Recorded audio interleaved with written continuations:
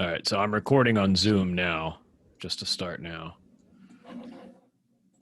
I was gonna, for some reason, when I jump off Audacity and then I jump back into it, I had my level set at zero point 0.4 for recording volume. It jumped down to zero point 0.2, and I think that's what happened last episode.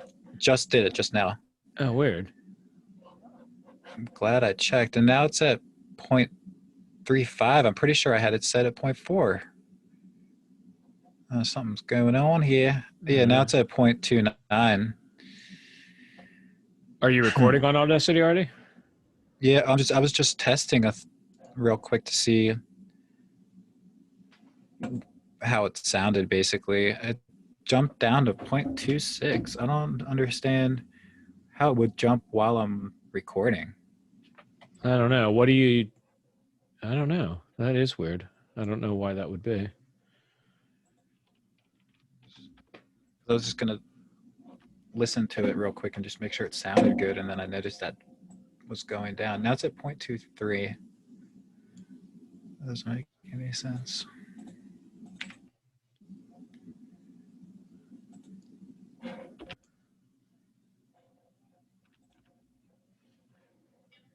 Put down all my loud toys.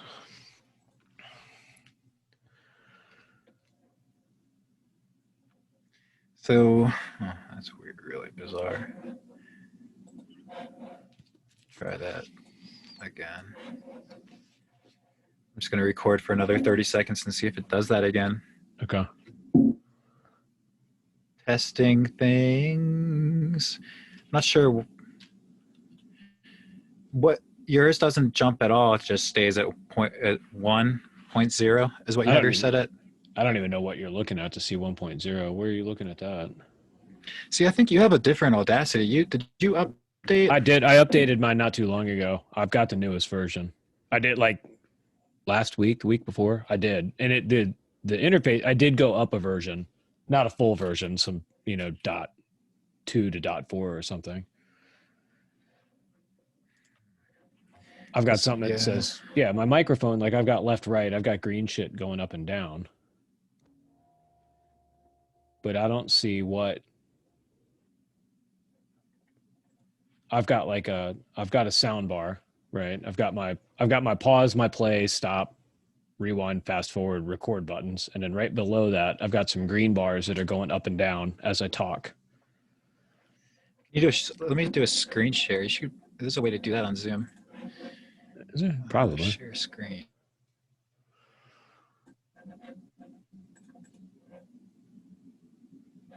You should be able to see. Talking about this bar up here. Can you see mine? Oh, yeah. Okay. Right there. Oh, yeah. See, I've never even touched mine. Yeah, mine. Oh. Mine's all the way up. The fact that mine's at 1. My recording volume's at 1. That's weird. And I think that's where my playback volume's at 1. Yeah, mine are just cranked all the way up. And then what do you have all this set at? Like 2 stereo, 1 or mono? That's just what you're listening to. That's just what it's playing through your headphones. So I don't. I don't have that. I don't have that MME. Oh yeah, I do. See, I'm going through my Windows. Go over to where I keep putting my cursor over your screen, like you're going to see my cursor on your screen. Go back over on your microphone and your speaker list. Okay, you go to the left and you'll see MME. Keep going to the left. Yeah. Yep, right there. I'm on Windows WASA. That's what my window there says. I don't know. I have no idea what difference that makes, but that's my setting. That's weird. I want to try that out for a second and then listen to it. Yeah, and then my mic is kind of what I needed to do. My mic is on 1 and my speakers are on 1. See how this is? I've never adjusted any of it. This is at 0.36 right now. It was just at 0.38. and watch it. Now it's at 0.35. I'm not doing anything other than like hovering over it.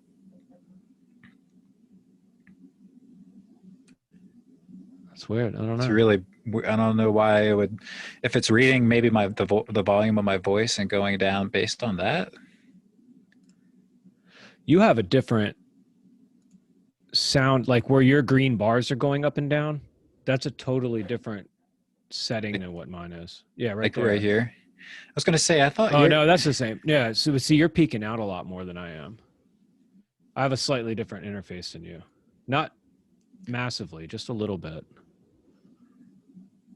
It's bizarre because I didn't do anything to change my settings. Yours looks like that. What does yours look like when, like, on the voice bar? Like, mine doesn't really ever go up more than like a little bit now because the recording volume set so low. It's at 0.24. Now it's at 0.18. I wonder if you have like a thing. What would that be on? I wonder if you have an effect put in or a tool maybe. I didn't know that you could really do that while you're recording. Because look at now, look at how like low the bar. Well, that little bit was really low. Wouldn't be preferences. I just feel like that's why my audio sounds like real hollow or something like that. Slide up a little bit. I've got a block of stuff. Yeah, right there. Okay, stay right there for a second. Okay, I've got that little line. That's turned on. Selection tool. All that other stuff is off. No, mine's the same. I can change mine on the window size. I get different windows move around and stuff, but we have basically the same thing. But that's weird. I don't know why. I don't know why. Like now you can. Well, I guess the bars look better now. What is it at 0.22? It went back up because it was at like 0.18 at one point. That's why I feel my audio is like hollow sounding. You can see it's like just jumping randomly.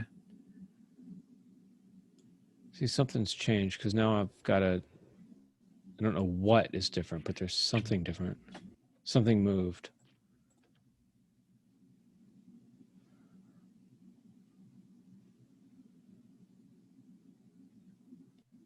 That WASA might actually make it sound better. I don't know. Let's just go with it. And if worse comes to worse, I'll use, we can always use the audio from Zoom or something like that. Okay. That's cool. All right. So. Sorry. No. That's not a problem. Issues. Yeah. Well, we're both still learning all this shit too. Yeah. Like, I don't know any of this shit.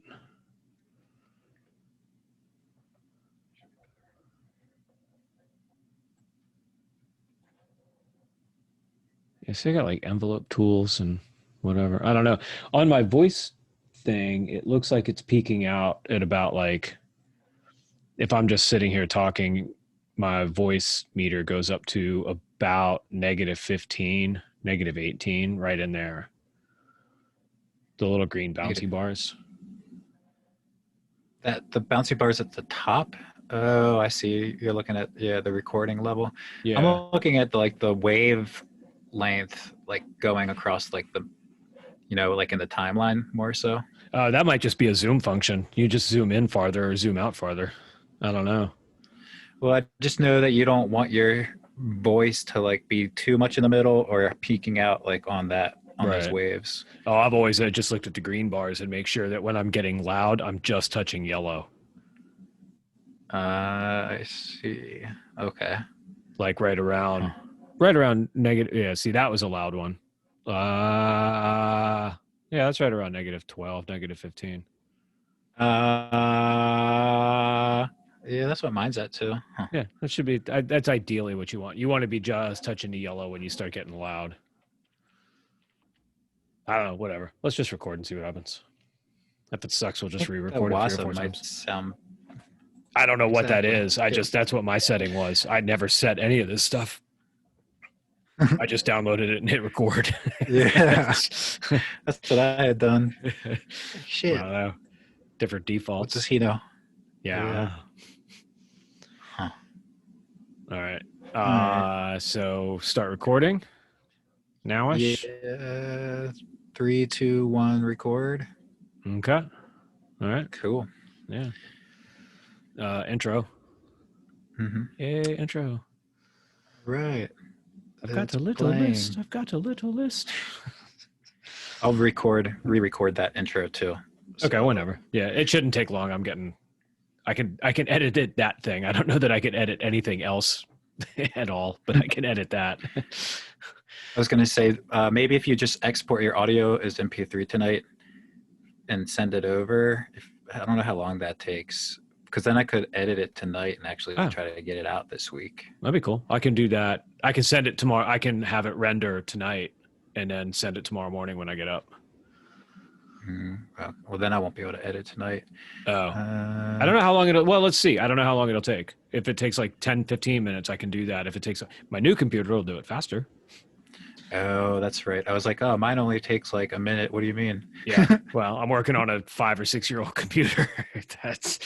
I'm working on a processor they don't make anymore. So that's next week I'll be able to. A minute, fuck that. 30 seconds, motherfucker. But not this week. Ain't got time for that. Yeah. It should crush. I'm not getting a top of the line computer, but my processor's pretty badass. I'm getting a Ryzen 7, not the 9, but it's going to be pretty dope. Yeah, it'll be so light speed ahead of what you have now anyway. Yeah, no, it'll feel like it. Yeah, way more RAM and everything else. It'll be nice. It'll be a treat. So cool. All right. Well, you basically pretend like we just start. Or we just finished listening to the intro. Yeah. All right. You want to kick it off? Yeah, I feel like my voice is raspy. Let me drink some more beer. That's right. Yeah, and you have your fidget toy, so we should be good. All right. Yes. Quiet one. Nice.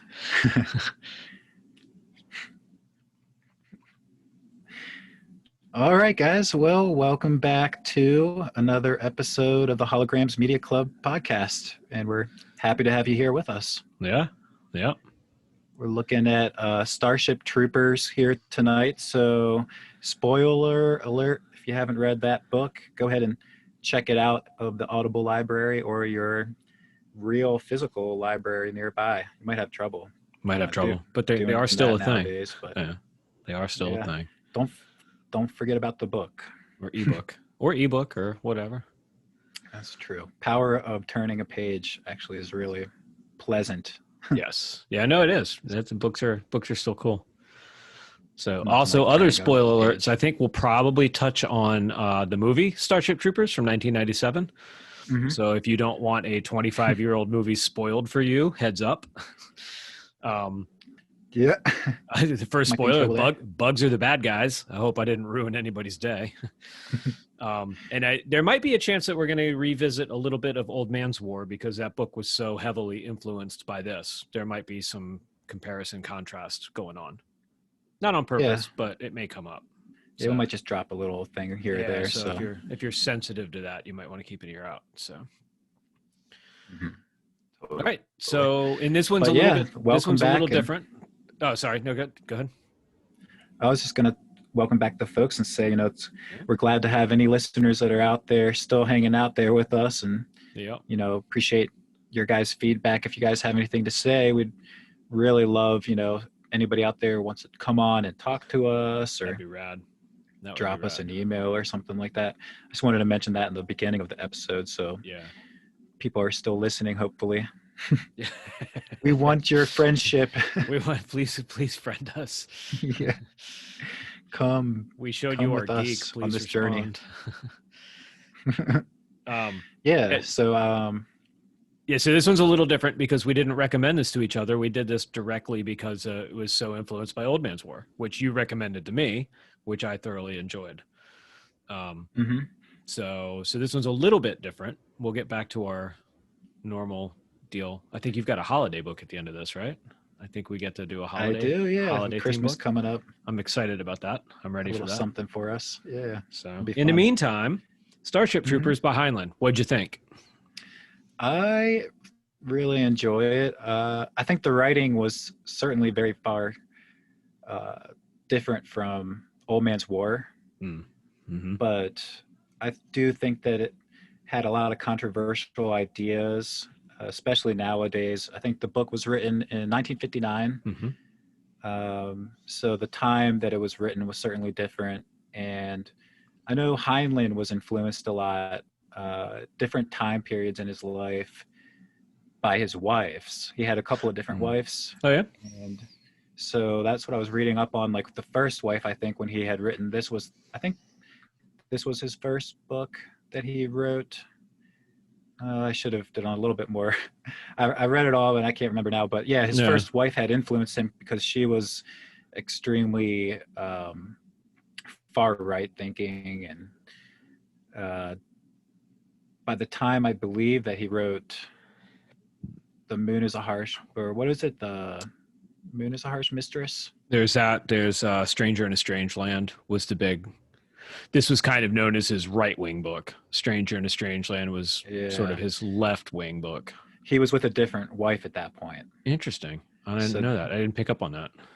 Huh. Those were kind of his muses. Yeah, that's why he's being influenced different ways, with through his social circles and stuff like that. So I thought that was pretty interesting. But in general, a rundown of the book is that we're in the future. It's kind of, I think it's the year around 3200.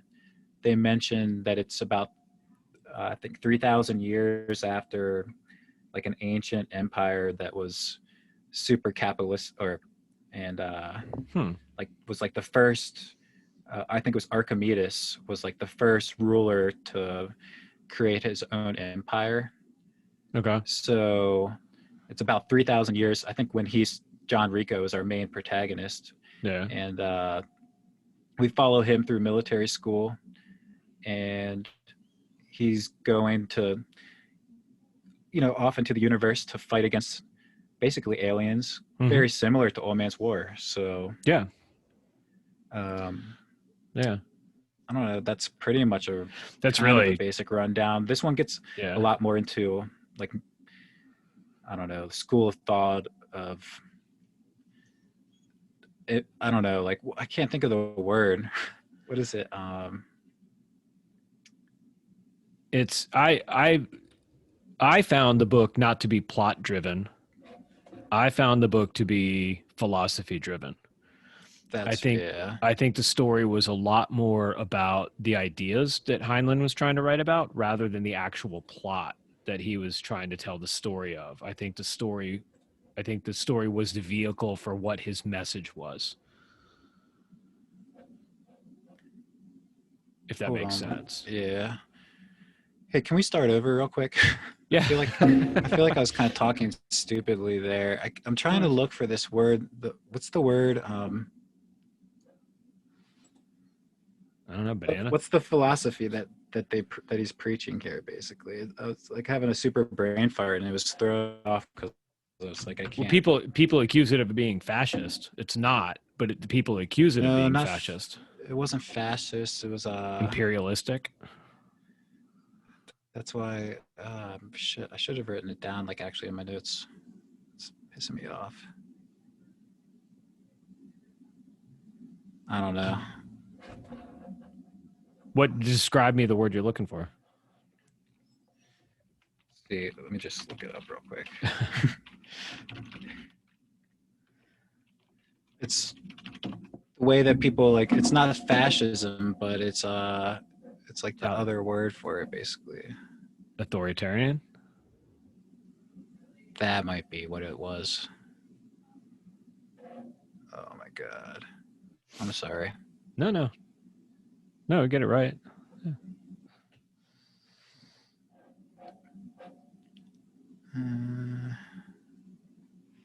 In a year from now, we can put this section out as bonus material.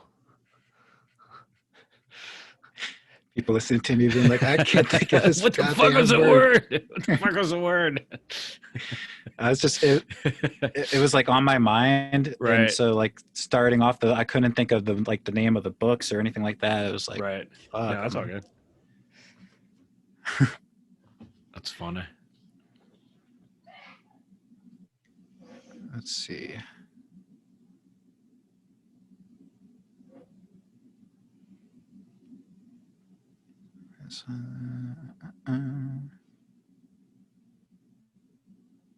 Yeah, it's pretty cool though about his wife, though, isn't it? Yeah, I knew that. I didn't know he had different wives, but I knew that he sort of followed that, and he sort of had this. He ended up libertarian towards the end. Have Mm-hmm. spacesuit will travel. That was the other one. That was his sort of libertarian one. But the Stranger to Strangeland was all very left wing, apparently.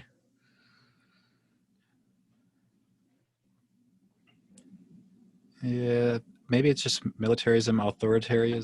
I can't say the word. Authoritarian. Yeah, I don't know. I'm sure that there was an actual word that I had. That'll come to you. Or not. It might have been imperialism, too, but I don't think that was it. Yeah, whatever. Fuck it. I'm gonna let you start off, and then that way I'll ease into it. Start off about the book or the whole intro? What? Yeah, we'll swap Okay. All right. parts. Okay. That's cool. Damn it. No worries.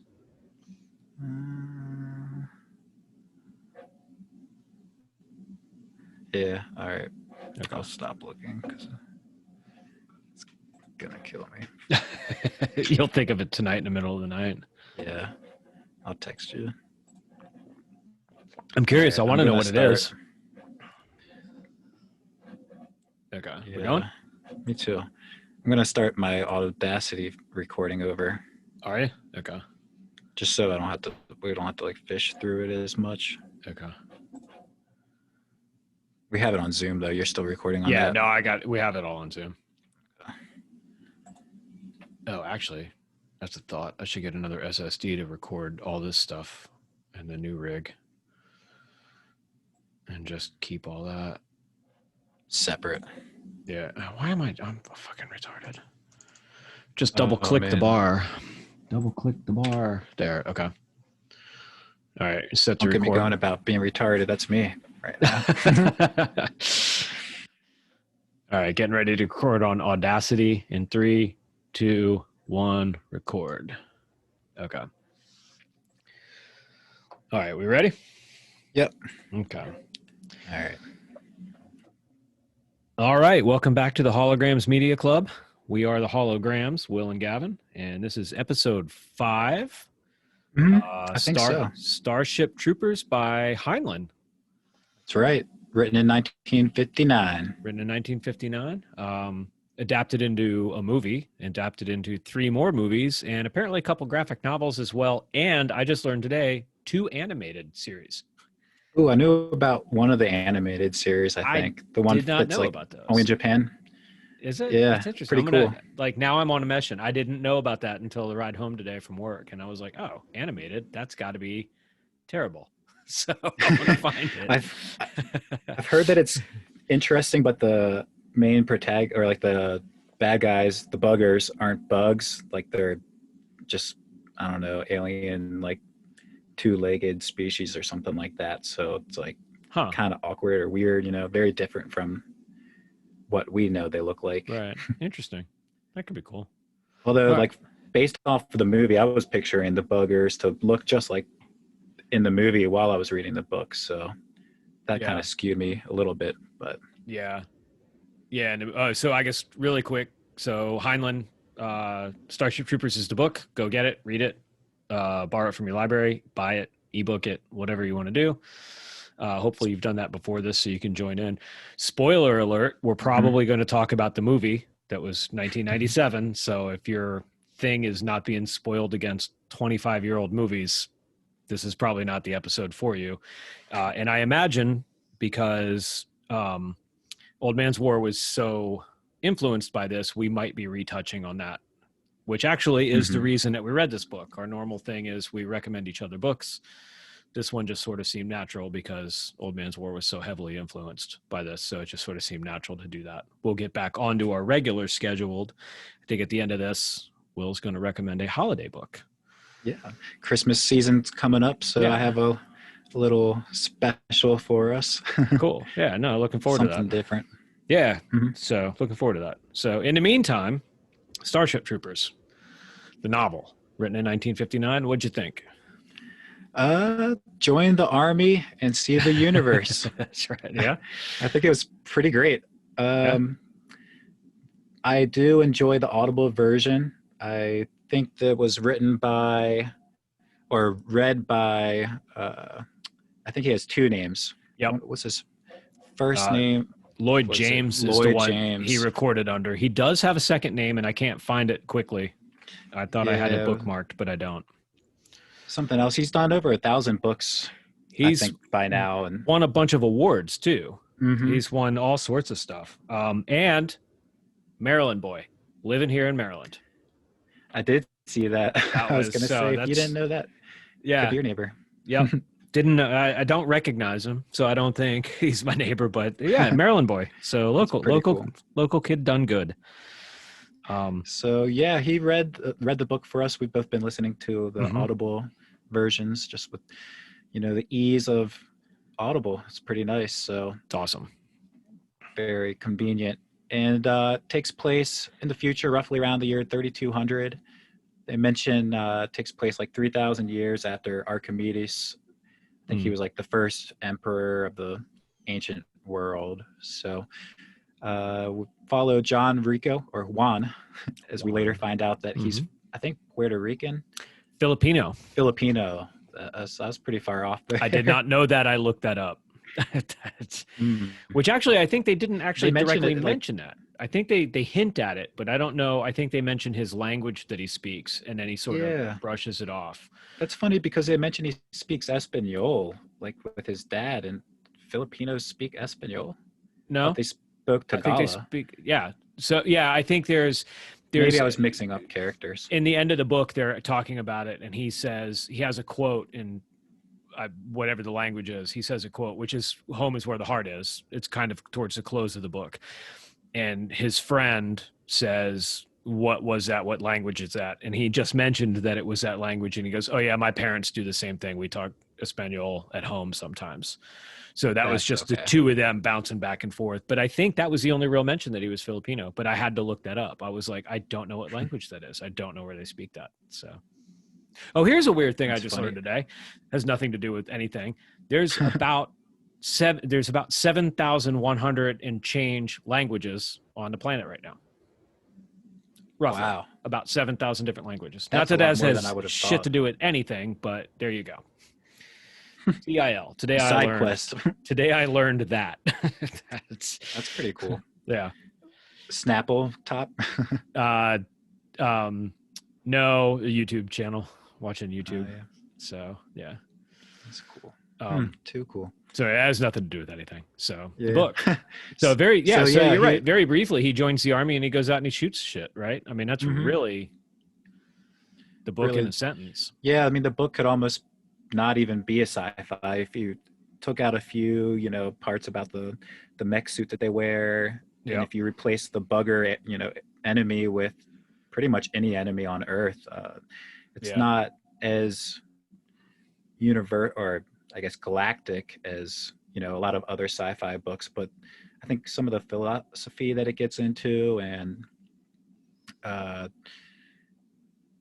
definitely some of I think mostly the philosophy that like the teachers are getting into with him.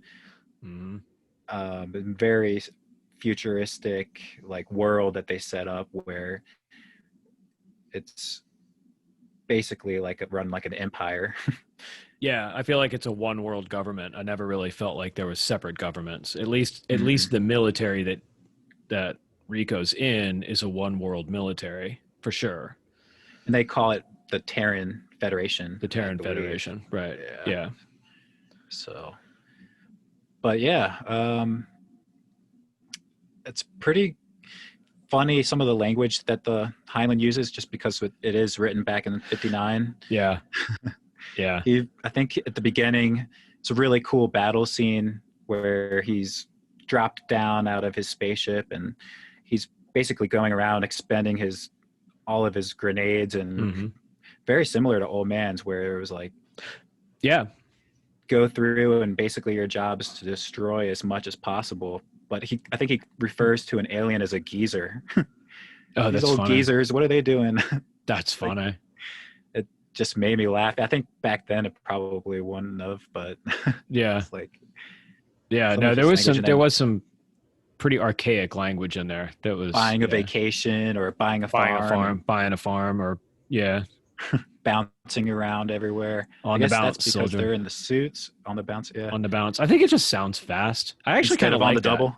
On the double, yeah, on the bounce. I think he just tried to update on the double. Just on the bounce, soldier just means go fast. I kind of like that. I don't think I'll start saying it, but I did. I thought that was kind of yeah. So, and it was cool. Sciencey. It was science fiction because it was science fiction. It's known as like the beginning of military sci-fi, and like all military sci-fi apparently bites, or not bites, but all military sci-fi is heavily influenced. Old Man's War, I think, was basically a retelling of this story, really, when it comes down to it. Almost a retelling, not in a bad way. But yeah, very, very influential work. I think Scalzi even said that he wanted to basically, he loved the world so much, he was like, oh, I want to write more and start off, basically from where he ended. Right. Yeah. So, very heavily influenced. Yeah. Gets into, I don't know, some ideas right off the bat where basically in order to vote, you have to become a citizen. And to become a citizen, you have to go into the army and serve, I think, until you're done. Was it 2 years? 2 years, a 2-year minimum. Minimum or 2-year minimum? Yeah. Was it? Well, that was and one. You can't leave. Yeah. No, you can't walk out. You can walk out, but you don't get to be a citizen, and you can never ever voting. Come back. Yeah. So if you washed out, or if you got kicked out, or if you retired, you could never come back, and you don't get to vote when you're actively in the military. You only get to vote when your service is complete. You're at least one run of service, which is a 2 year stint. And I think it even talks like, the when you're in the military, like they don't pay you to think type of deal. You're there to perform a task, and that task is pretty much what they tell you to do. Yeah, you get paid, but you don't get paid much. You get a little something, but not enough to but you don't need anything. Like you just need some like booze money for like R&R. You're not making it. You're getting just a very little bit of money. Well, it's just like I guess any military where you're pretty much the grunt. Like even if you're a higher up, like sergeant general or something like that, you're not the one making, the big moves. Bless you. Yeah, thank you. It's like, up to the guys behind the desk pushing papers, basically saying, we're going to do this type of military tactic, or we're going to, this is what we want you guys to execute for us. Yeah. Yeah. So, I don't know, it's kind of interesting thinking that a lot of the people are graduating from, I think it was high school, and going directly like the day of graduation to go join up. His little group was going right after high school, but older people could join also. Like you could join at any point and then either make it or not make it or wash out. But it was a constitutional right that if you wanted to join up for the military, they had to take you. They could try to wash you out. They could try to talk you out of it. They could try to get you out. They could do whatever, but they had to take you and give you a chance. So they have a lot of really just weird jobs, like underwater basket weavers would be a thing in the military because you just have all these people. So they have to find something for you. They have to find some, if you're capable, I can't remember the example, but it was like a one-armed, one-eyed deaf person, they would take you. They would find something for you to do.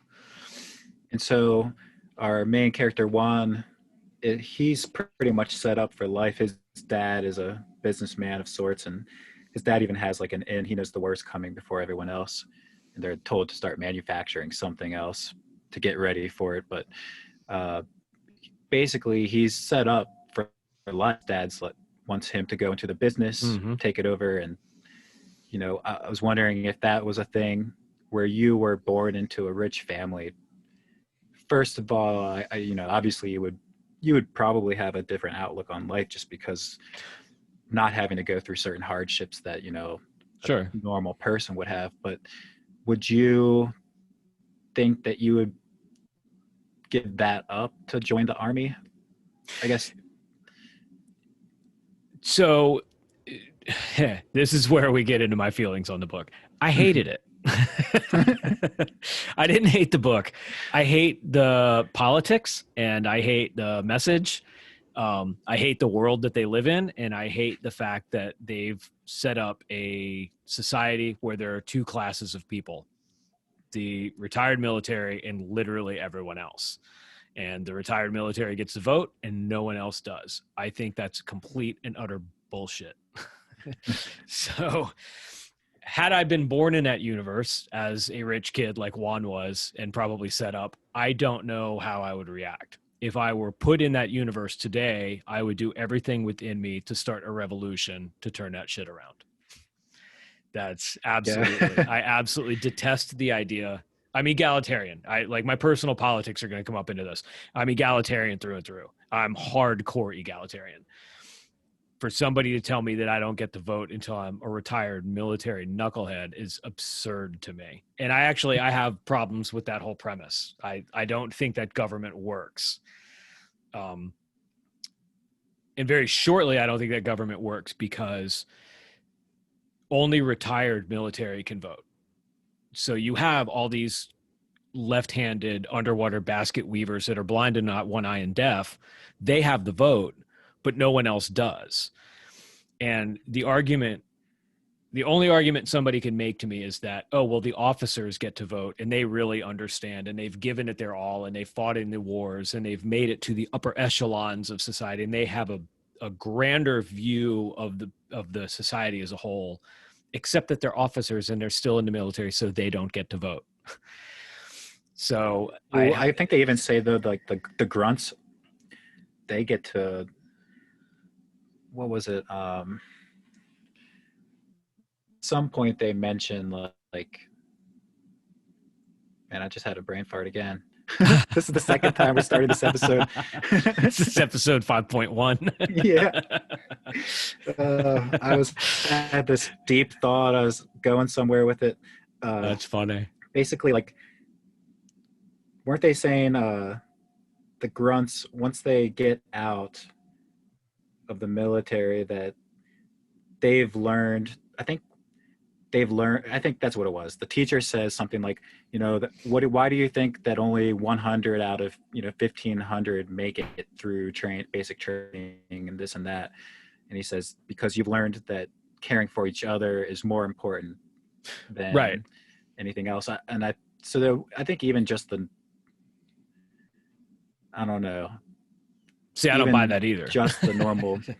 I don't buy that either, because they also say in the book that there's a huge part of the army in this, the MI at any rate, but presumably the rest of the army has shit tons and shit tons and shit tons of civilians working, doing all the odd jobs, like doing stuff like office work and running work and computer repair and just all manner of shit is being taken care of by civilians. So the civilians then are doing the same jobs as the grunts and a lot of the runners, but they don't get the right to vote at the end of that.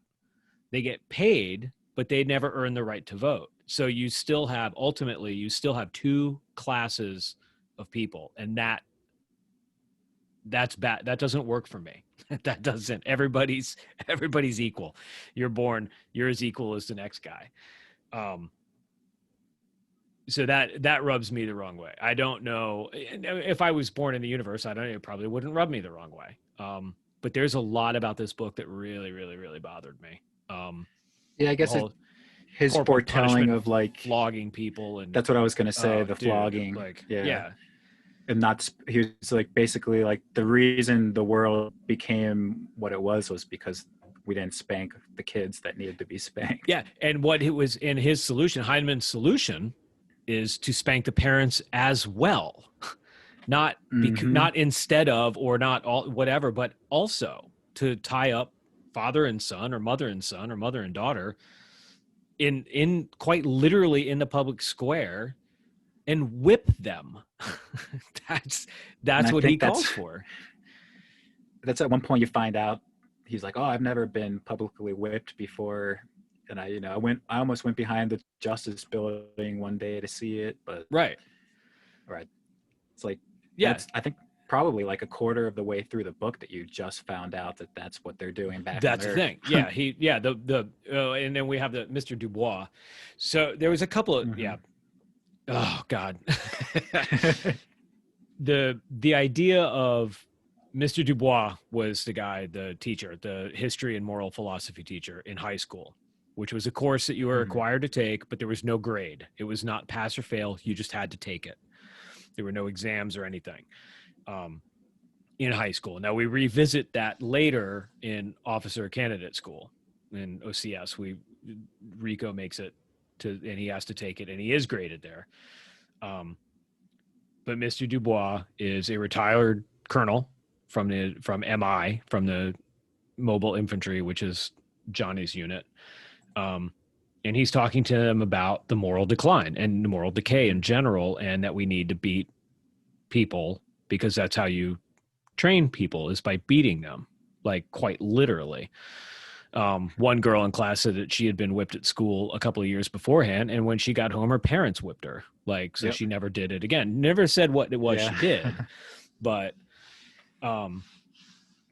his approach to that is just that you're going to learn right off the bat.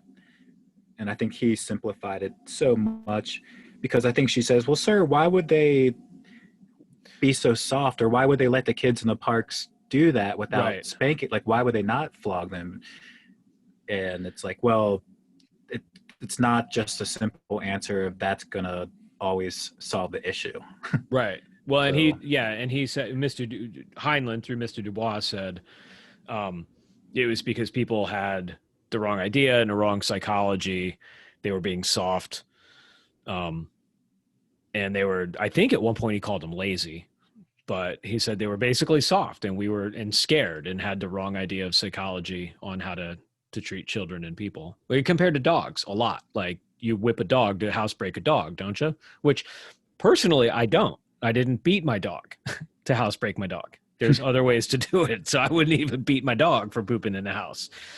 Well, if a dog has to be shot, then a real man takes it out back and does it himself, is what he said too. Yeah, right. So there was a lot of old Yeller for you. Exactly. But this is also written in 1959. There weren't hippies yet, but rock and roll was a thing. That was, and it was juvenile. He said there was through Mr. Dubois again, he said that there was no such thing as a juvenile delinquent, because juveniles are ignorant and delinquents are I don't remember exactly what his reasoning was, but he basically just said it was all the parents' fault. It was all the parents' fault. So the parents were literally hauled up with their children and beaten more severely. He mentions that the parents are beaten more severely than the children, which, I mean, you want to talk about a cycle of abuse. Jesus. That's... It gets into like the whole moral sense too of that. Like I think he says man has no moral sense. Right. Like well, and that's another thing. And then later we come to instinct.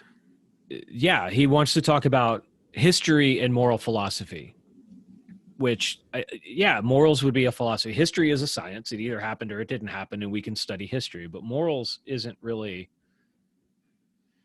it's not a science. It's like, I mean, there's different morals for different things. And then later when we revisit history and moral philosophy in officer candidate school, Rico's told that it is an exact science, that it is moralistic. This is moralistic. This is not moralistic. Now, I know personally that killing people is not moralistic. That's not okay. You shouldn't do that, right? Like, I know that. Morally, I know that's wrong. But the reality is that we're all a bunch of animals, and the only reason that we say that's moralistic is because we've decided that is. It's not an exact science. Math is an exact science. Physics is an exact science. morals are not an exact science. So I don't know how you can combine that with history. I'm not sure how you can say history and moral philosophy is a good combo course. That's Yeah, so. it's just simplifying things so much. Yeah. So I think like I said in the original version, I think this book really wasn't plot driven. I don't think the story was about the plot. I think the story was about Heinlein's message, and this story was just how he chose to transmit it. And through that, we got a really cool sci-fi book, which in itself, it was a cool little military, pew I pew guess, yeah, shoot it 'em up. does have some sci-fi. I think I said earlier that it could be in any world, but yeah, it does. Yeah, With the totally. power suits and stuff like that. I thought Yeah. those were really cool. How it talks about Yeah. the negative feedback That was really neat the way he was talking loop. about that. And Basically, like, yeah. really made me think of right now. We have a 1.5-year-old little daughter, and it said that you've been learning negative feedback since you were a baby, and I could totally picture that where she's bobbling and trying to stand up and exactly. Yeah. running too fast and just falling over and not knowing how to stop. And it's, Right. like, no, totally. And learning like how to grab something properly, how to grab it and not smash it or not have it slip out of your hand. And just that tactile. Yeah. That was really cool. That was, and it was neat. Yeah. I think like you just said, with grabbing something with your hand too reminded me where he was like, they could put the suit on right away and be able to pick up something like as small or delicate as an egg without crushing it. Right. No issue. But then also be able to hug a gorilla and like break its back, basically. Yeah, totally. So, yeah, no, the suits were badass. And the other which was interesting, I was talking to my wife about this the other day. All the military is not all men, right? I mean, it's not in Scalzi's book, the women are in the infantry also. That's not true in this book. In this book, all the men are in infantry. The women are all pilots though. And I got to think that in 1959, when Heinlein said, hey, these women are, way better pilots than men. They've got faster reaction time. They're better. They're more skilled mathematically. A lot of stuff must have been really progressive in 1959. Super radical. Yeah. Like really radically progressive. Influenced by his wife's. Right. I think he had some strong counterparts. I know his first wife influenced him with basically like the whole theme behind this book. And then I think he got divorced, and his second wife influenced him with his second book, which was completely opposite the way that the philosophy was. So he's definitely had some muses, like strong, women in his life. Right. So that could be too, he really always respected them. It could, yeah. It was really funny. The juxtaposition of that is you still get the sense that they're all still called honey and slapped on the ass, but they do hold really high rank. Like all the captains in the Navy, Space Navy, but all the captains in the Navy are all women. All the renowned pilots are women. It's not because it's a woman's job. He says flat out, they're better pilots. They have faster reaction time. They're better at math. They're better at being able to do it. They have better instincts for it. So I thought that was really progressive. Yeah. It was funny though. He mentions at some point, he's like, why are we all doing this? And he says, it's a really good thing to see like the women. And that's another reason why they keep them around, because that's like, it's a thing that's like, oh, why am I jumping out of a ship and going and shooting, this gun at these bugs? Because at the end of the day, it's all worth it for all women, for the women folk. Yeah, and he does, and he talks about how the men will crane their necks and stuff like that on the Navy boats to try to get a glimpse of a woman, which is just insanely sexist. But at the same time, say that these women can do this job so much superior than men. So it's really the juxtaposition of this really radical, aggressive, funny. Yeah, and at the same time, just still totally, yo, baby, go get me a cup of coffee, don't you? Just kind of attitude, misogynistic, and he makes it work. I don't know how or why, but it does work. Ridiculous. It's ridiculous. Even with these, they're the last voice that you hear as you're shooting out. Yeah. of the like getting dropped Yeah. out, they say, you know, Right. good luck, boys, go get him, or Go something get like them, that. I boys. think. Yeah. Give Yeah. him a slap on the Make sure ass. you come home. It's just really funny, the Yeah. juxtaposition of that. So it's really progressive, but it's really progressive in 1959. So I thought that was really funny. I thought that was funny. It And is. he did, and like that's racism never came up ever. Like Rico was Filipino, and there was Spanish guys around, and all sorts of Carmen had to have been a Spanish girl. Well, I guess didn't have to be a Spanish girl, but was probably a Spanish girl. That was one of his friends. There was another kid named Carl. I don't know, but Doogie Howser? that's Doogie Howser. Yeah, who died in the movie? Ha, spoiler, fuckers. Um, Yeah. Oh no, he didn't die in the movie. He died in the book, right? He died in the book. He didn't die in the I was movie. gonna say, yeah. Yeah, no, I I had couldn't that remember wrong. if he had died in the movie or not. Yeah. No, he lived in the movie. He was very dressed up like the Gestapo towards the end of the movie when they got the bug brain. That's right. He did. He looked like an SS, like a flat out SS trooper with the black coat and everything.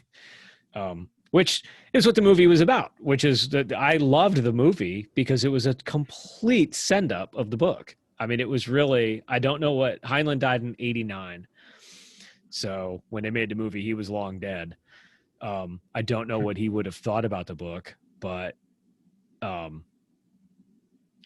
tore that book to bits in the movie, man. It was funny. That movie was a riot. That movie was nothing but an anti, as militaristic and imperialist as the book was. The movie was the exact opposite of that. That was anti-fascist with boobies, because why not? Somehow that works. You get to see Dizzy's boobs, who in the book is a dude, but yeah, I guess in the Dizzy movie, didn't have a very big part in it either. He just kind of said Dizzy died. Like there wasn't he wasn't a major character in that. Him and Ace have to go like bounce after him to basically get his body. But yeah, that's really that's really it. And then Ace in the movie and the book were way different. Yeah, Busey. Yeah, little Busey. Yeah. That's that scene. I really do enjoy the scene in the movie where throws the knife and like right into his hand. That's pretty intense. That was pretty That was one thing that I was going to talk about with Old Man's War, this book and then the movie, was the way that it is written or read is completely different. So like Old Man's War, when it introduces like the sergeant, I think from the last episode, if you guys listen to it, his voice is just super gritty and you fuckers think this and I'm gonna wipe your ass. But and then the way that what is his name again, the guy that read Lloyd James, what he read this book very differently, where you could almost, like, if you heard William Dufries read this book, it would be a completely different book. It totally would. Yeah, I got actually, well, as a matter of fact, Chuck Yeager just died. First guy to break the sound barrier. He was famous. He was famous for talking very coolly and very sort of like when you imagine a fighter pilot, that sort of almost Southern draw. Oh yeah, we're going to go through this non-G force and there's a missile behind me. That's directly because of Chuck Yeager. That is Chuck Yeager's voice. And all the other pilots picked up on that and they all wanted to be cool as shit like Chuck Yeager did. Oh, wow. It really is like, that's a thing. So that, and he did that. That was Chuck Yeager. He flew with broken ribs and a squirrel in his pocket. Like he completely screwed. So he had that really cool sort of mild Southern draw, just that everything is fine. I'm just a fighter pilot. I'm in a ship going faster than the speed of sound. And I'm about to a mountain, but hold on. That's where the pilot voice comes from. That's what Lloyd reminded me of. This whole time, Johnny's getting shot out of, essentially in a bullet in a spaceship, getting shot at a planet. And then you come out the last 100 feet just not even a parachute. You just bounce like in your suit, and you just jump down, and then you're in this swarm of giant bugs, arachnids, and shooting them and stuff. And the whole time he's just reading it so fucking cool. Like, I'm so cool. I'm not even going to get excited about this. Like, and that works. It's all good. It was awesome. Yeah. It was really awesome. It was really, really cool. Mm-hmm. It was, I love the way he read it, and it would be fun to hear somebody else read it. Like, yeah, I couldn't help thinking William DeFries, you know, like, totally. It would just be such a different take on it. Yeah. And I do love Lloyd's version too. So, you know, I'm glad that we got to experience that. Yeah. I thought the way he read it was really good. And just that sort of real cool, like, it's all good. Cause he's telling it, I guess he starts off reading it. The story starts at Johnny's first drop, right? Mm-hmm. When he's told, just kind of stay out of the way, watch yourself kind of stuff. And then we carry on, and he ends up being high ranking. He ends up getting Rico's Roughnecks. He ends up being the lieutenant, the old man, as it were. He ends up with his dad and his infantry. That was weird as fuck, dude. What the hell, dude? No, we can't. No, that doesn't make sense. That breaks the universe. That, to me, that breaks the universe, because they had a guy that was in MI that was 35 years old, which presumably was either as a little younger or maybe as old as Rico's dad. And he washed out. He washed out MI. Now, he did come back as a cook later or something like that. But they talked about having old guys come into the MI and not making it. And now all of a sudden, you've got this guy who is a businessman who was probably pretty soft. I mean, he's probably as doughy as I am, right? Like, I mean, he's a rich dude. So, he's not out exercising and playing squash every day. He's not military fit. He's probably been eating caviar and lobster and stuff every day, because he's rich enough to, I can't remember what it was compared, but he had a shit ton of money. I mean, he could buy Planet. Like, he was just absolutely rich beyond measure. And then somehow he makes it into the MI, and then somehow he makes it to corporal in like the first 2 or 3 weeks that he's there, and then somehow he makes it to sergeant. Like, no, man. And I don't know I guess in a messed up world like this, but I don't know that they would ever put a father and a son in the same unit. Like, they used to try to avoid doing that in World War II. They would try to get brothers. You had so many people coming in for World War II. You ended up with families and families, and Saving Private Ryan is an example of that. Mm-hmm. But they try to break them up so they're not in the same unit. I can't imagine that they'd actually put them in the same unit. Although in this universe, maybe they did. But I had a problem with Rico's dad coming in. And then this soft scene at the end when it was like, he's the lieutenant and Rico's the lieutenant. Younger Rico is the lieutenant and dad is the sergeant, and they're hugging it out before they get in their capsules, before they go to Klinduthu or whatever the planet was. Like, no, man, that's not, no. I didn't buy it. I felt like that didn't fit. Yeah, I feel like that didn't fit. It felt forced. That felt forced to me. Very pieced in there. Yeah. I think it was just done for like a surprise, like halfway through type of deal. Like, I think it was more propaganda on Heinlein. I think Heinlein was saying even the hippie, well, it wasn't a hippie, but even the leftist peacenik, Pinko, he even came in once his wife died. He saw the error of his ways, and he came in to fight the good fight and get his franchise and be a citizen and hold his head high and be better than everybody else, be better than the other rabble. That's how it felt to me. And then at the end, it was, and you could have made it up. You could have made up with your dad a different way, dude. Like, you don't have to have him be a soldier. You could just say, you could have him just write you a letter and say, hey, I'm really sorry your mom's dead. I'm really sorry that you're in the military and shit. If you're ever on Earth, look me up. Like, I don't know. It just felt really out of place. It just felt disjointed to me. Makes you wonder if Heinlein had daddy issues or something like that.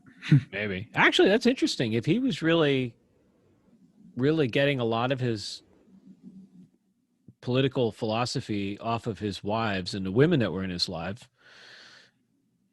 I wonder if he didn't, not to say that you can't do that and have a good father figure, but that's interesting.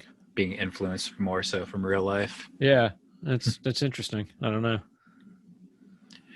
So, I but I did did. think, All in all, I did enjoy. I'll bitch about the book, but I did enjoy the book. I enjoyed the story for what it was. I didn't like that it yeah. was. I felt like it was a vehicle for propaganda. I felt like it was trying to recruit me. Like I felt like it really wanted me to hmm be. Well, So, but and I don't I want to. think But the story was fun. It was a fun story.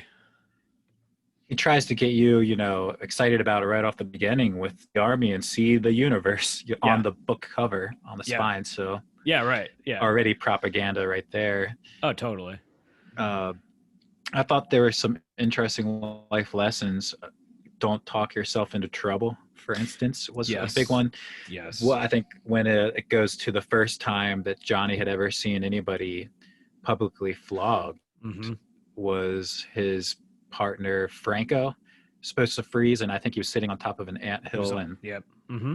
he jumps. Basically, his superior tells him, what are you doing moving? Because I think the ants, he's like trying to get to a different spot. When Yeah. they freeze, they're not even supposed to like breathe, basically. Nothing. Like, Yeah. Just dead, silent. Yeah. which Yeah. makes you wonder, I guess just as a side, why doesn't the commander just have like a button where they can freeze everybody's mech suits? Because I think they said when their They can. mech suits dead, they can't move at all. Like, Yeah. it's like having a 3-ton machine surrounding you. Yeah, fully. I think unloaded it weighs 2,000 pounds.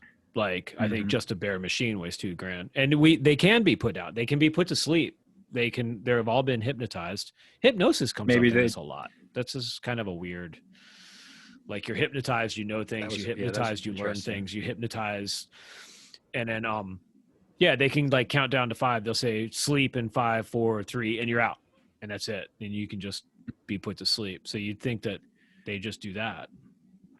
So maybe it's just more of a subordination tactic. Like they're trying to train them, and they want to make sure that if they tell them to freeze, you're freezing. But anyway, Franco jumps up and hits Captain Zim or General Zim in the face, basically. Yeah. And he would have gotten off with it when he's talking to the commander.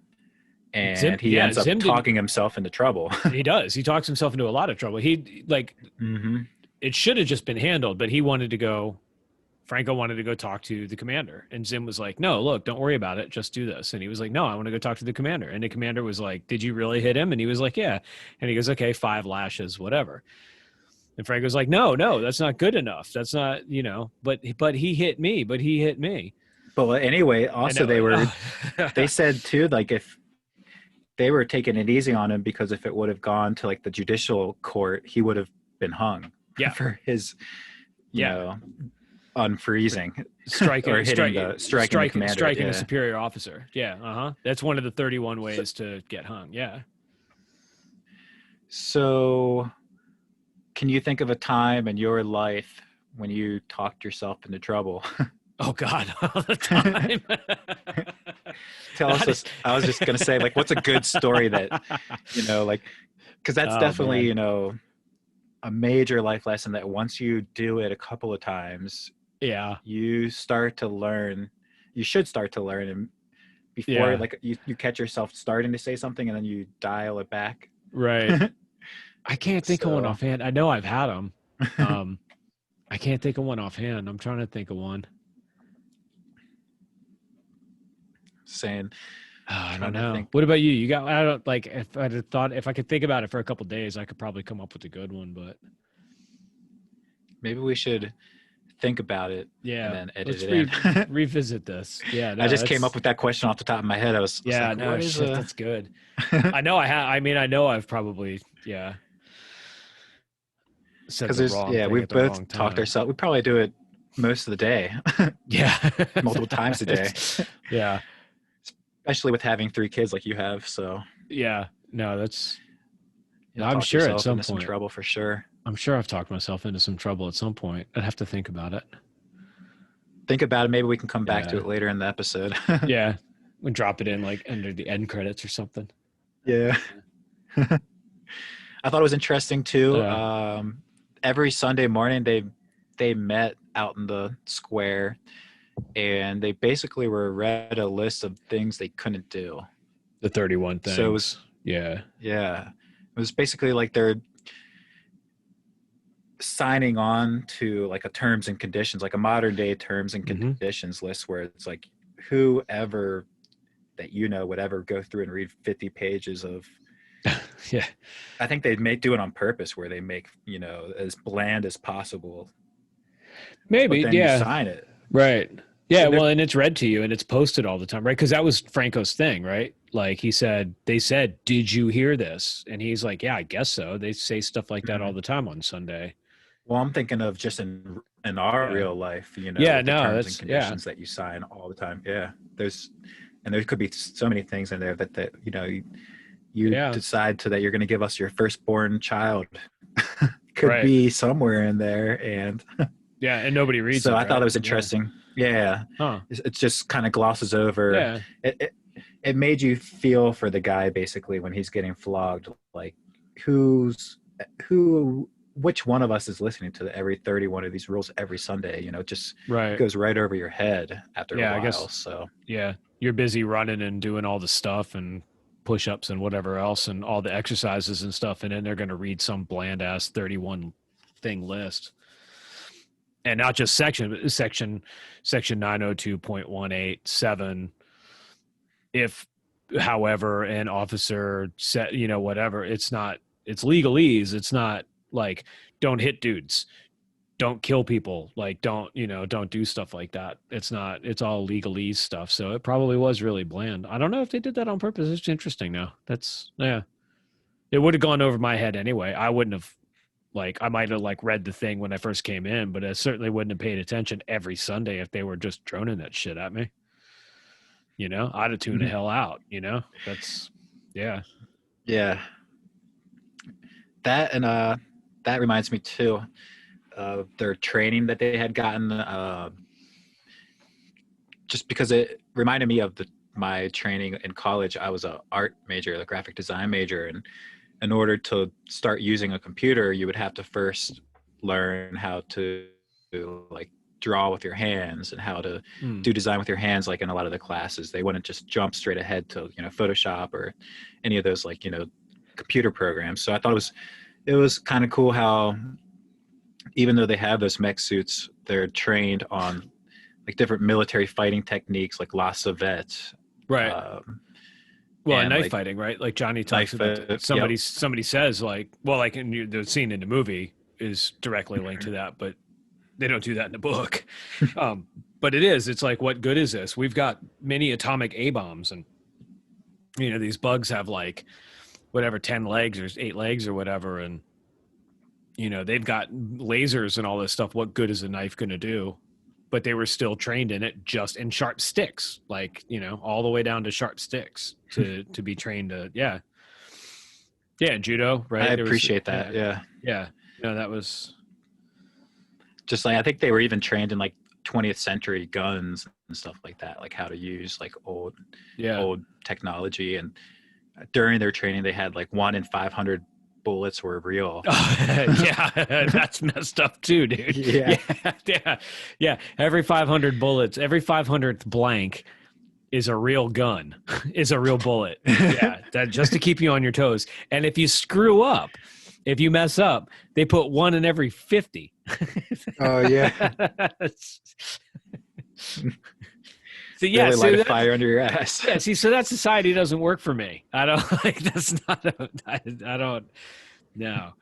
That's funny. Yeah, that They was, definitely carved the fat away. Like they had like the hazing techniques just even yeah, like when they joined like the army of like basically every time that they were to go to join, they were trying to talk them out. Like from the yeah, very beginning, they were like, are you sure you want to be here? Like yeah. you're basically going to die or You're not going to make it, and yeah. yeah, try to talk him out of it. Yeah, and that was, yeah, like the guy at the recruiting center, right? He was a dude. He had no legs, right?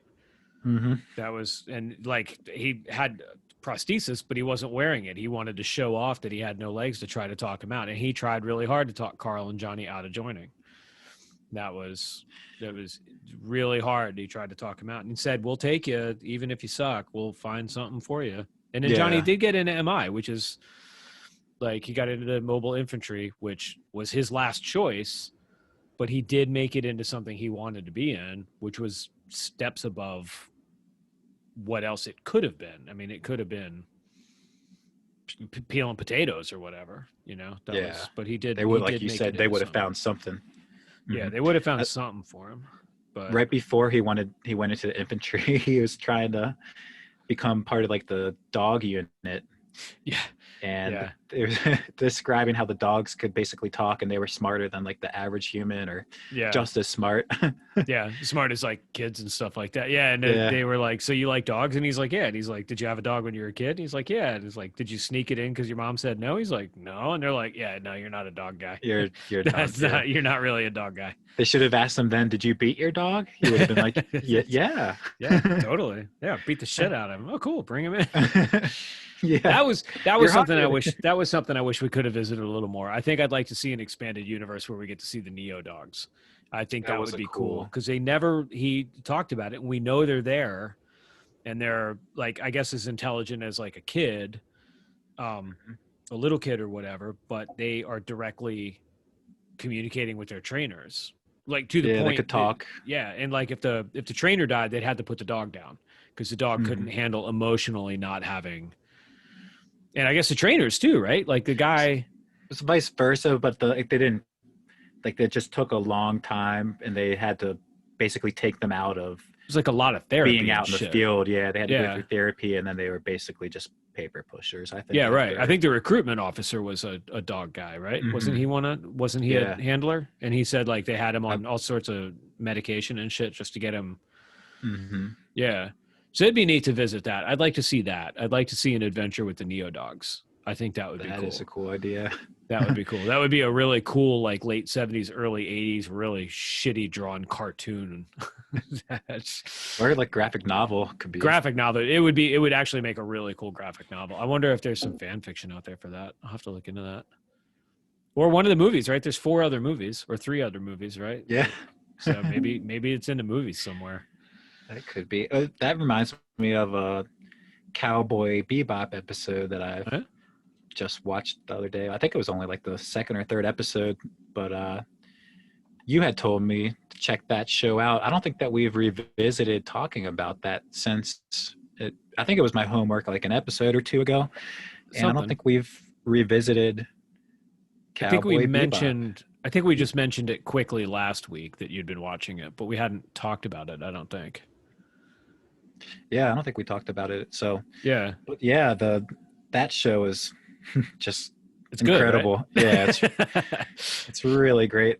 Yeah. It's just the animation I find to be really the style that I love. Yeah. There's some like certain scenes where it'll be like a repeating scenery or like a ship flying through space, but it's like maybe for 10 seconds, something like that. And it'll just have that it cycles. cycle, and it'll have like the guitar in the background or like the Western music. And it's just something about that space cowboy. It's good, yeah, right? The music of that show. More. The music of that show is the winner. That's I mean, everything really about good. It's awesome, but the music just pulls that show together in a whole different way. Like it wouldn't be that show if it didn't have that soundtrack. Like you could take any one of those elements out of it and still have an awesome show. But if you took the music out, I don't think you'd have an awesome show anymore. That was, Yeah, it does add, it adds the atmosphere to it. Yeah. There's an episode though where he's like chasing down, I think for a bounty, just a bad guy, and he's got a bag, and the whole time you're wondering what's in the bag, and then at the end it's like a little cute corgi pops out. Yeah. I think it's had like a USB chip on it or in part of it or something like that, and that just reminded me of you got to finish unit. You got to hurry up and finish you got to finish the series so we can have an episode about that series. Yeah, totally. Love to review that. Yeah, no, totally. I want to talk about that. That's good series. If you guys haven't watched it, very much recommended. Yeah, for sure. No, fully good. Awesome. That's good. I'm glad you're liking it. Yeah, totally. Funny. I'm trying to think if I have anything else main stuff to go over. I'm looking through my notes here. I did think it was funny how they mentioned just in regards to the whole way that they treat the troopers. They basically told them, like, you're not expected to stay alive. Yeah. But you are expected to save your like gear. And it's like the way that you die is what matters. Yeah. It's like not what you do to Yeah. stay alive, it's what you do to like as you What die. you do on your, it's like, yeah, it's like if you're going to die, that's fine, but fight on your way out. Mm-hmm. Yeah. So that was pretty Yeah. super militaristic. Yeah. Just We worried don't care about about the little man. worried about return on investment is all. That's why I think Mm-hmm. it's funny. I appreciate Old Man's War even more after having read Starship Troopers. I feel like Old Man's War really did have a lot more to it than Starship Troopers did. Because like I say, I think Starship Troopers, I think the book really is just Heinlein's message. Because like you could tell it in Napoleonic War times. You could tell it in Neanderthal times. You could tell it during World War I or World War II or Vietnam or Korea or Iraq. And he just happened to be told in space. And I think it really was just his message of youth gone wild and, unchecked, I don't know, unchecked juvenile delinquency or something. But Old Man's War, the story was the story. And I think I appreciate that more now, the book, more now than after having read Starship Troopers.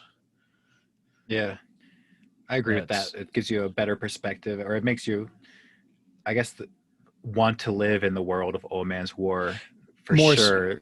Yeah. There's no way you'd ever want to go and live in the world of Starship Troopers. Not me personally. No, not me personally, just because my politics are so radically different than that. But Old Man's War, I could see that universe. I could be like, oh yeah, that's a kinder universe. And the military is still fucked up, and there's still questions about whether you're fighting the bugs for the right reason or not, or any of the aliens in that. There's still questions about, you can still ask, is it okay to go to war or whatnot? But at least everybody could fucking vote.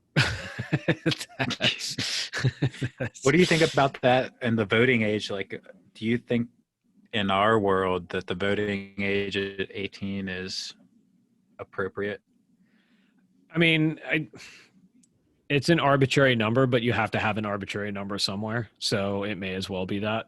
Like, I think all the rights should come at once, though. Like, I think you should be allowed to join the military, drink. I don't know how much longer smoking pot's going to be illegal anymore. But let's just assume they say they legalize pot. The age for that should be 18. The age for alcohol should be 18, or all of those things should happen at the same time at 21. Like you don't believe you should be able to fight for your country and not be able to crack a beer. Yeah, no, totally. If you're an adult, you're an adult. Like, you're not an adult light, and then 2 or 3 more years later, you could do this other thing. Like, you're either an adult or you're not. Or we separate it out more. Like, yeah, like you can have a beer or take a bong rip or go to war. You should be allowed to vote. All those things to me, or go to prison. If you commit a crime, you go to actual big boy prison, or big girl prison. That's a thing. All of those things should be interconnected. If you're going to be an adult, you are an adult, not minus a couple of things. So, and it's an arbitrary ass number. So it could be, I don't think 16's old enough to really understand. There's a neighborhood not far from me that's trying to get 15-year-olds to vote in local elections, which I think is absurd. I don't think a 15-year-old your brain's vote. That's just, you're not mature enough. I mean, that's, I don't believe. Yeah, your brain's not developed, and then you're just not even thinking about a lot of 15-year-olds. Most 15-year-olds aren't thinking I certainly about wasn't.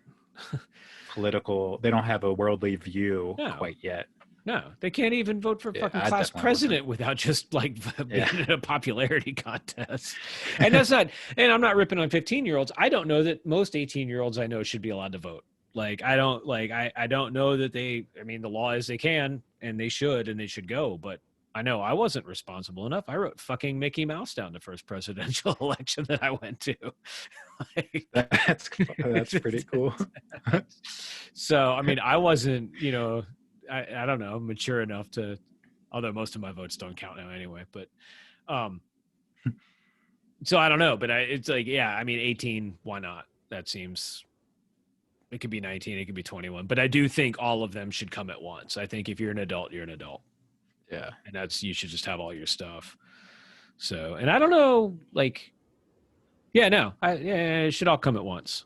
You should be able to have a beer, a bong rip, or go fight whatever war you feel like fighting, donate organs, whatever, go to real big boy prison if that's what your thing is, whatever else. It should all be one thing. It shouldn't be like adult light for a couple of years and then you get the rest of your stuff.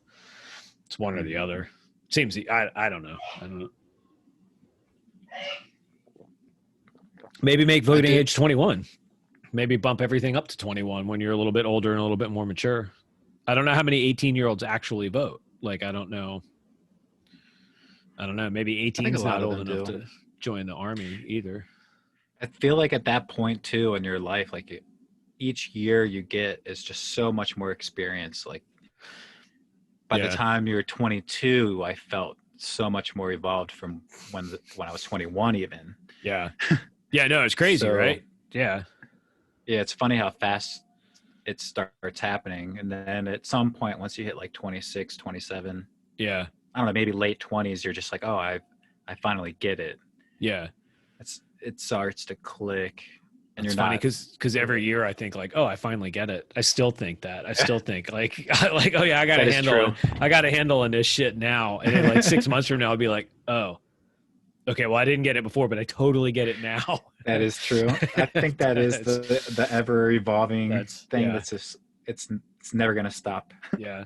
Well, that's like, I mean, that's, somebody said that, right? Somebody said like, they realized that like when you were a kid, you thought all the adults all knew everything and had it all figured out. Now that I'm an adult, I realized they were all full of shit. Like, I don't know what the hell's going on. I'm almost 50. I don't have any fucking clue what's going on. Like, I don't get it, but I don't tell my kids I understand it.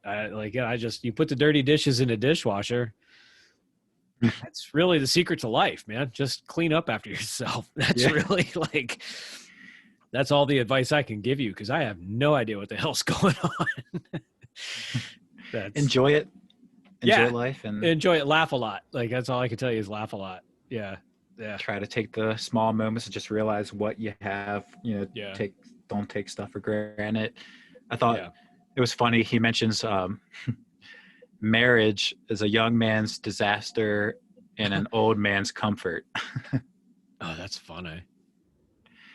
Huh. So just think about that. That's interesting. Oh, it's funny because my first marriage was a disaster. It wasn't a disaster. It ended, but it didn't end terrible. It didn't end terrible. Could have gone a lot worse. Yeah. Oh, it could have gone way worse. It could have gone way, way worse. That's my life motto, is it always could get worse. We were talking about it at work the other day. I have never said that in my life and not instantly regretted it. Every time I say that, it gets worse. Like significantly worse. So I never say that. I know it can be worse because it always gets worse. No, never, ever, ever say that. Never call last run and never say it can only get. Don't even think about it. No, you never call last run ever. And you never, ever, ever say it can get worse. That's because it will fucking the universe will hear you and it will smack you down. Yeah. That's there funny. It is. That's funny. So, all right, well, let's talk. I got nothing else. I generally speaking, I had two more things, I think. Okay. Before you go on. No. I can edit that so it doesn't sound funny. But I thought it was funny that he mentions the one planet where there was no radiation. And this was a really interesting idea that there was slow or no evolution on that planet because of radiation. And I think he called it was very Earth-like, but it was a retarded Earth because there was no radiation. Yeah, there was no mutations at all. Yeah. It was really interesting to think of an Earth where, there is no evolution, because where would we be without that?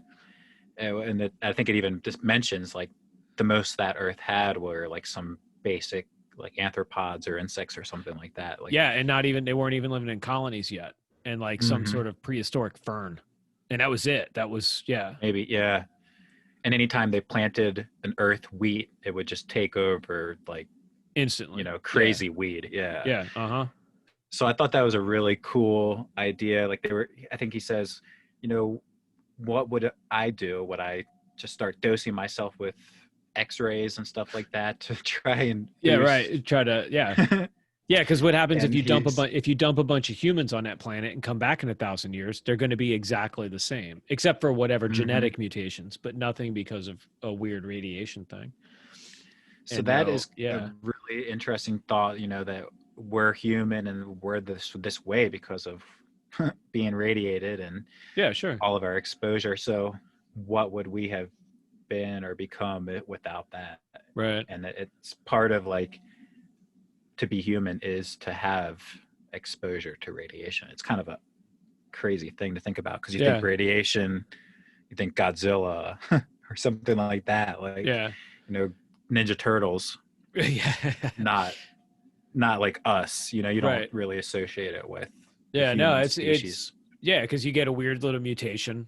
Well, and some mutations are better, right? Like you get a mutation out of some random, and then if it works out, you get to mate with something else, and then you pass that mutation on. And if it doesn't work out, you don't get to mate, and you don't get to pass that on. So the beneficial, which is, I mean, evolution, right? I mean, we're talking about evolution, but it's interesting to think that if you took that chance of mutation out, it wouldn't evolve, and there'd be no reason to. There'd be no advantageous. Yeah, what's the name of that planet? Fucking Tranquility? Was it Tranquility? I Or don't Serenity? It wasn't understand. Serenity. Was it Serenity? Something nice sounding. We'll edit that in. Something. Yeah. So I don't know, it's just a really cool idea. I Yeah. was thinking if it was a movie or something like that got more into that idea of like a colony that's seeded from Earth, and it kind of like shows Earth thousands of years in the future and where humans are versus Yeah. that seeded colony. I Yeah. don't know, it was just interesting, or a book could kind of cover that better maybe. Yeah. Either way, but it would be interesting. That would actually be a lot of fun to explore that too. That would be neat, just Mm-hmm. to drop off a bunch of humans there and then come back in 1,000 years and see had there been change, had there not been change. And I think it was funny too. He says, Yeah. what do I care if 2,000 years in the future that they have the same exact tools that I have? He's like, I'm getting by just fine. Yeah. So they should be able to get by just fine too. Yeah. Yeah. Yeah. And No, then that's interesting. Yeah. one other thing that was cool, or that's explored in a lot of sci-fis, especially Ender's Game with the hive mind. I thought it was very interesting when it talks about the strength or weakness of the hive versus the individual. Yeah. And is the individual gonna be the key to winning the war against the buggers?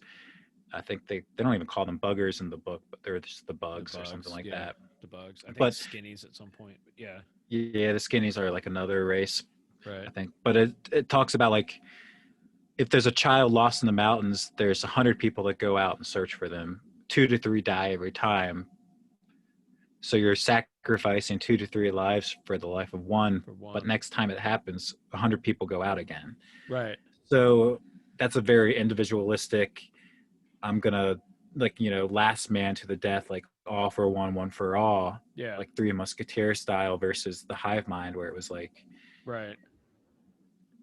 It doesn't matter who dies. Like it could be hundreds of workers or hundreds of warrior bugs that are dying, but it doesn't matter because who cares about the individual? Right.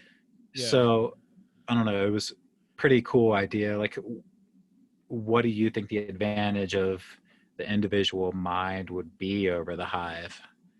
I know, it's and like how interesting. that would play out. He actually explores that. Now that you said that, he actually explores that a couple of different ways in the book too, right? Like he talks about We talked about that example where in one of the history and moral philosophy classes, it's about that.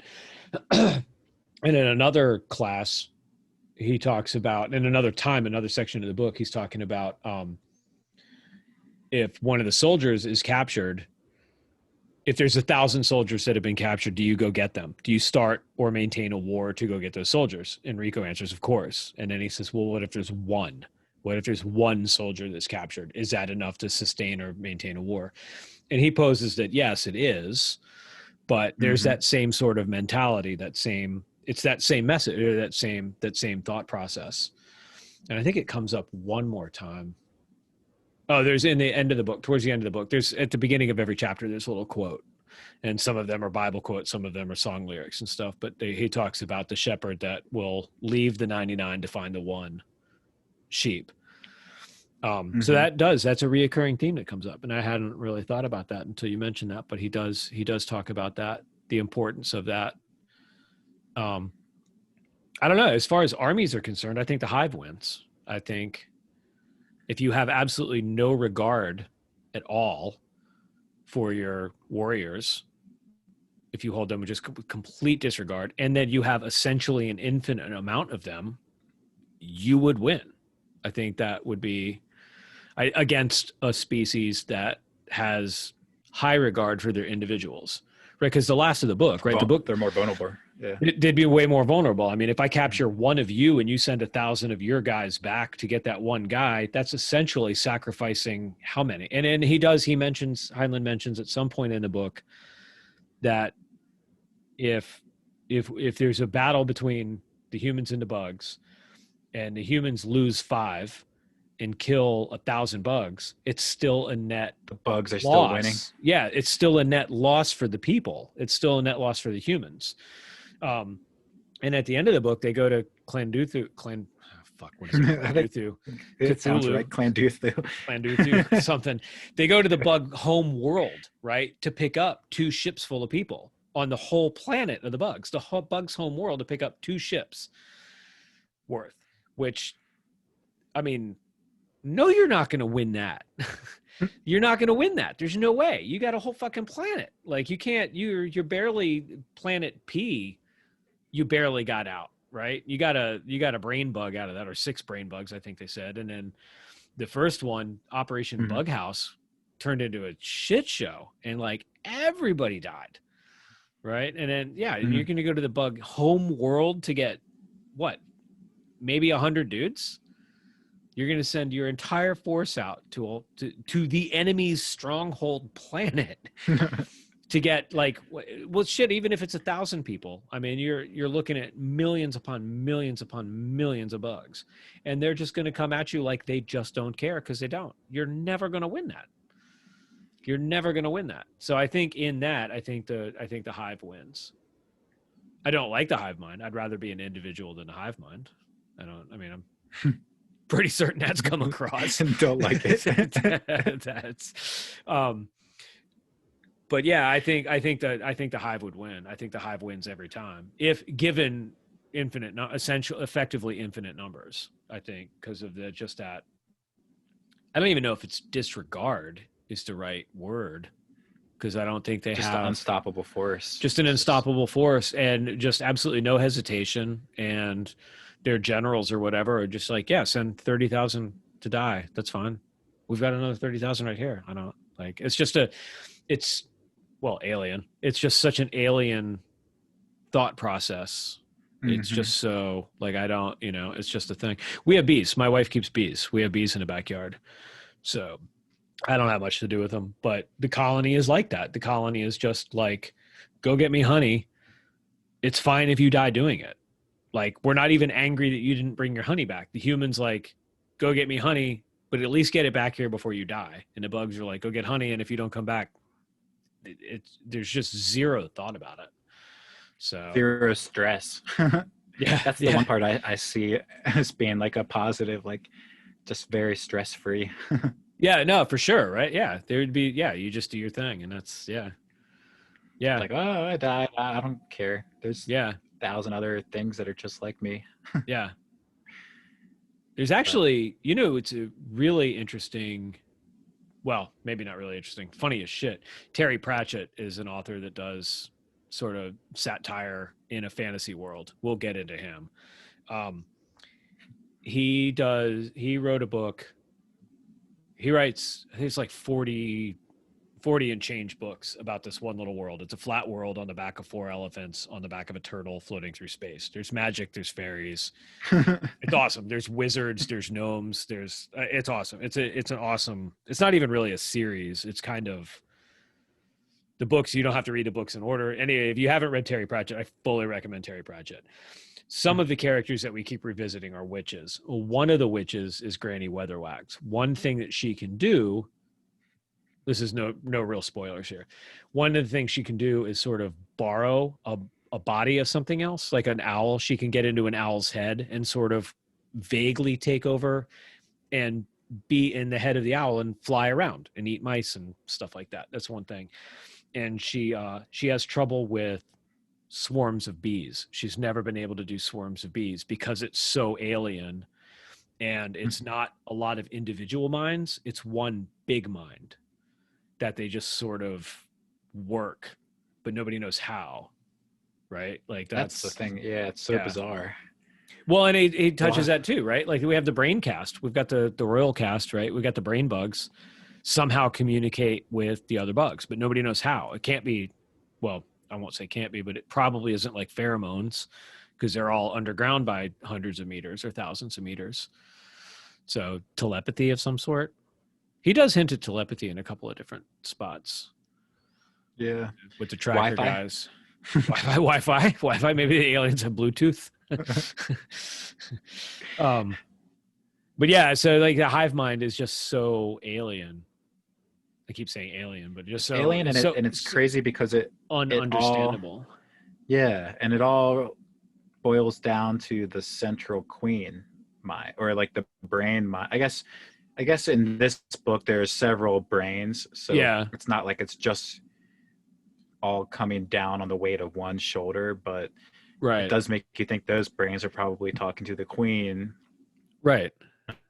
It's a very hierarchical society, you know, like it's very empirical too. Yeah. It's one major brain that's making this decision for millions upon millions. Yeah, and you know, like, and it's just they hint at multiple. At that point, queens. it must come down to evolution.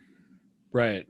Mm-hmm. Yeah, and they hint at multiple. They hint at multiple queens, but nobody's ever seen one. So we get the idea that there's several queens, and each queen has lots of brain bugs. But do the queens respond to somebody, or do the queens? There's a lot of. But again, I don't think the book is about that. I don't think the book is. That's why I like Old Man's War, because the book was about that. It wasn't about how the military, you need to join the military to get the vote. Yeah. It's fun that it makes you think about that though. Like, you know, what would the hive be like and how does that work? And right. Yeah. Definitely Ender's Game. So that's another, never read the Ender's Game series. Yeah. By now, if you're listening to this sci-fi podcast. Yeah. And you're this far into this episode, I'm sure you've probably read Ender's Game. Yeah. There's no way you haven't. So, but yeah, I think that's pretty much all we have. Yeah. All in all, I enjoyed the story. I bitch a lot about it, but I did enjoy the story. I like the action-y bits. Very well written. Very well written. I'm glad that he wrote it. I'm glad that he inspired all the other stuff that came off of it. Mm-hmm. The movie was great. Everybody should go watch the movie. The movie was just utterly fucking hysterical. I think it was definitely my favorite movie back in high school. Yeah. I love that movie so much. Yeah. I gotta watch the others now. I gotta track down the others and see the others. I remember the second movie, but I did not know there were 4 of them. I was telling you about the animatronics were really cool. Yeah, they saw actually some made of that. a real bug. Yeah, I got to see. You sent me the YouTube stuff. I looked at some of the YouTube stuff. That was pretty neat. That pretty studio is really good. They did a bunch of stuff for aliens and stuff too. I went kind of down a rabbit hole. It started. They got some neat. That studio is really good. So. Oh wow! Sucked into it. Sucked into an evening of going. Oh, that's awesome. Yeah. That was the rabbit hole. Yeah. So that was fun. Yeah, all in all, it was good. It was good. So another book. What's the next book? Oh yes. So in spirit of the Christmas season, Yeah. I have a book that was written by, he goes by just one name now, Brahm.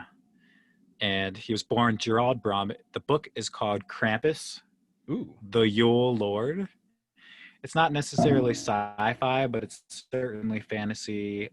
It gets a lot into like the Nordic mythology. And Awesome. basically, it's kind of about a musician on Christmas Eve and his experiences with Krampus and Santa Claus. Nice. So Brahm is actually a really interesting guy. We'll kind of get into a little bit more next episode, but uh, um, when he was just 24 back in 1989, he actually started out as an artist doing a lot of art for Dungeons and Dragons. Oh, interesting. And he created a lot of the art for the Dark Sun setting, which is like one of the first settings, I believe, in Dungeons and Dragons. Huh. So like if you Google him, he's got a lot of really cool like demon and monster I was gonna say art. I'm looking at the Mythology. cover of the book now. It's pretty dope. He painted that, It's- yeah. And I think if you have like the physical book, he did like a painting for each chapter, maybe. oh, really? Oh, Really cool. Yeah, it gets really into the guy that reads it. I'll have to look up his name for the next episode, but yeah. he's great as a narrator. So I'm eager to see what you have to say about it. Yeah. No, that's Gavin cool. was so eager. He was texting me like 2 weeks ago saying, "Hey, I just finished Star Wars. yeah. Whatever the book was that you were reading." He's like, It "I need was something else." He's like, I "What's need the something else. holiday book that we're gonna do next for the podcast?" And I said, "Hey, Yeah. cool your guns there, bro." Yeah. That was like 2 or 3 weeks ago. I was like, give me my next book. Give me my next book. Yeah. I said, "No, you have to wait." Yeah. No, I waited. I So waited. No, I'm excited. That's cool. I like me a little bit of Krampus, so that'll be fun. yeah, it's That'll be great, and fun. it's nothing like the movie. Okay. I think the movie is not based on the book at all. So he's Probably done a not. few other Yeah. books. He did like a alternate version of Peter Pan where it was kind of about like child snatching, taking them into another world. And I mean, it kind of is. it's a very like dark gothic wild. fantasy, you know. No shit. So it's a retelling of that. And I think one more. I can't remember. I'll have to look at that up for next episode. But yeah, so that's going to be the next book. It's Krampus, Cool. the Yule Lord. So Okay. for next episode, that is your mission. I will do that. I'm Get excited. that read. I'm gonna... Anybody that's listening, if you want to follow us along, please read that book. Krampus the Yule Lord by Brahm. We're looking forward to it. Yeah. BROM, right? BROM. Yeah. BROM. Krampus the Yule Lord. The cover's bitchin'. Like just looking at the cover. The cover's It's pretty cool. that's pretty gnarly. And it's not very deep or anything like that. It's actually, this is not the next book that I had picked out for you. That's all right. It's just because of the season that we're in. So I really Sure. wanted to, yeah. you know, No, I like it. enjoy Well, the yeah. season. So Yeah, no, totally. That's good. And we'll be doing this for a while, so yeah. I got to start thinking Yeah. about the next book. I'll get through this book and then think about the next book. yeah, So one excellent. book at a time. Cool. Yeah. Well, All right. we really appreciate everybody. If you're still here listening, we appreciate Mhm. your listen. Please get on to that email and, you know, shoot us an email with some questions about Krampus or about any of the books that we've gone over. And we'd love to read, you know, any of your guys' sci-fi history, where you got started with sci-fi, and Yeah. you know, why you love this world, Favorite or any books. of the worlds that we get into. Yeah, What your favorite favorite books. sci-fi might be. Yeah. Suggestions, Books, movies, stuff whatever. like that. Yeah, suggestions would be great. Guest spots. We're still looking for Totally. our first guest. Yeah. Doing interviews Good daily, deal. just trying to find the first guest. Oh, there's so many of them. To whittle them down. You gotta whittle them all down. Cool. Yeah, that's it, man. Yeah. Cool. I guess we will All right. reconvene in about a fortnight or so. That's right. Yeah. See, We'll be we'll here right before Christmas to go into Krampus. So Sounds good. I'm We excited. appreciate you guys being here, and tune in for the next episode, and we'll see you there. We'll talk to you soon. All right. See ya.